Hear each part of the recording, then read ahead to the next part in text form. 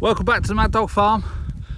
Hopefully you can hear me. I've tried to get out of the wind a little bit. I've not got a dedicated microphone for this iPhone. We're just getting set up. We've got the gimbal and I don't think I really need the microphone because I don't do a lot of filming on this, but yeah, it's a little bit blowy today. It's just a bit of an update on the farm, what's growing, what's been a success, what's been a failure.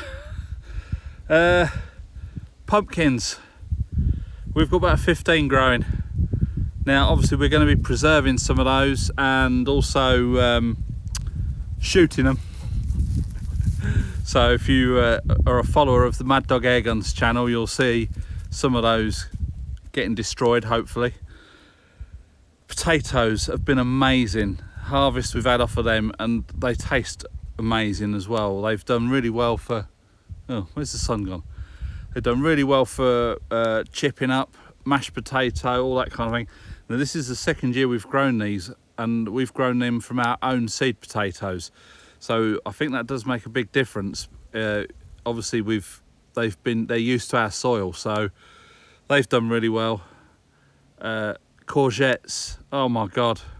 Here in the wilds of southern France, we see the hobbit in their natural habitat. You'll wear this. Fighting with courgette plants. Rescuing lavenders.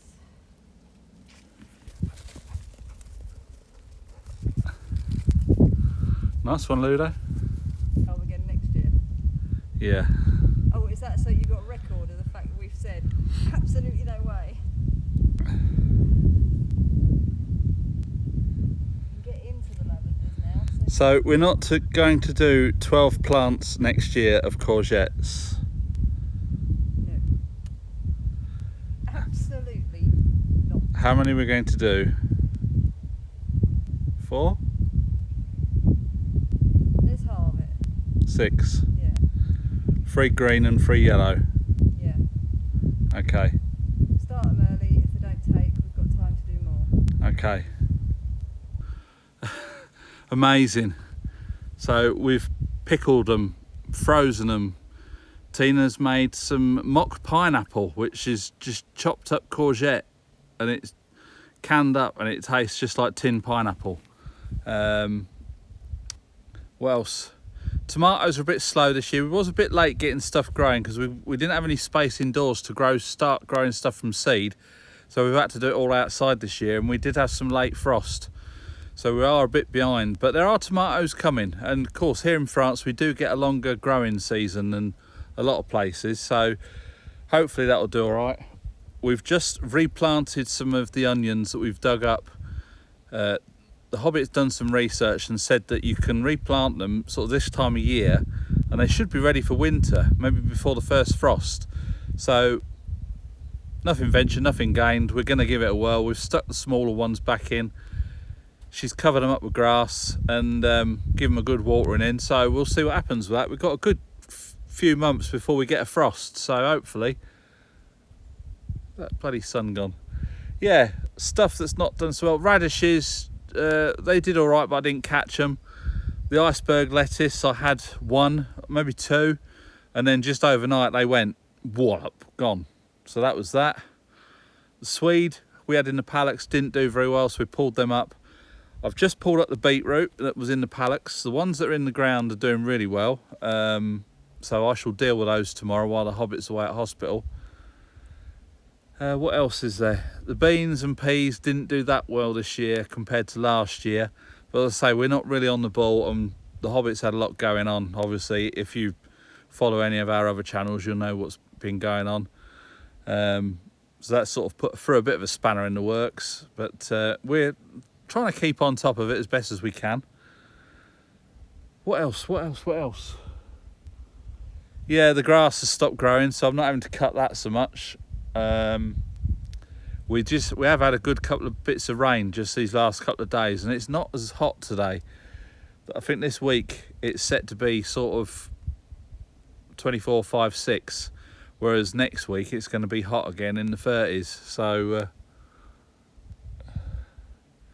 oh well, the sun ain't out today. It's been bloody lovely. The solar's been going bananas. But yeah, the battery's flat on the digger.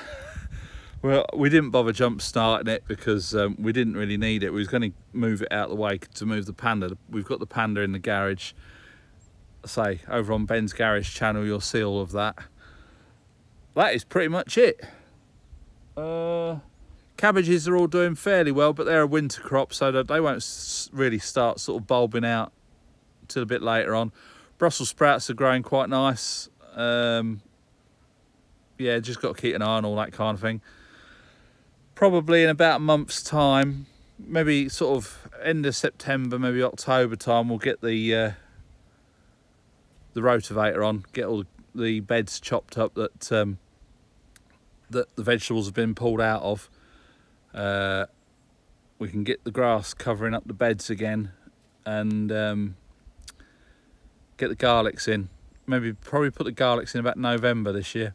And that's pretty much about it. I say the grass cutting's all on hold. Collecting it's on hold. It's just not growing. We've had so much hot weather with very little rain, but now we've had a good few days of rain. Everything's starting to go green again.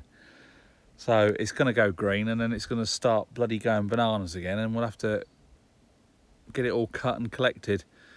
And we collect it and put it at the end of the polytunnel in a couple of piles, and that'll rot down, and we'll use that as compost next year. And then for covering the beds up, it seems to have worked really well this year. This year the Hobbit has hilled up all the potatoes with grass rather than digging a trench and then hilling it all up with dirt. So all the grass cuttings, because our lawnmower on the tractor it's a rough thing. It's not a finishing mower. It's sort of in between grass cuttings and hay. So it's sort of like just chopped up long grass. So when the collector on the little tractor, we go around and collect it all up, it's nice just to sit on top of the soil around your plants, keeps the moisture in, and it keeps the weeds down. They don't tend to grow quite as much. They do come through eventually, but it makes things a little more easy. And obviously with keeping the moisture in, we don't have to water half as much. I decided to film this underneath the biggest bloody cloud you've ever seen. But yes, that's going to be it for this video. Just a little update, show you what's grown and what's not grown. I will put some recipes out on the Ben's Kitchen channel of all the stuff that we have done with the produce, like Tina cans the potatoes, mock pineapple. If she does another batch of that, I'll video it. Courgette pickle, oh, it's bloody lovely. And some other things we've done. Gherkins, I forgot the gherkins. Cornichons, dill cucumbers, whatever you want to call them. Absolutely hundreds of them. So we've got about 20 odd plus jars of pickled gherkins downstairs now. Of course I've done some with chilli in it, so yeah, any of those videos will be over on the Ben's Kitchen channel, and any requests, just drop us a comment below. And that's probably going to be it for this video. Oh, there we go. This gimbal is amazing.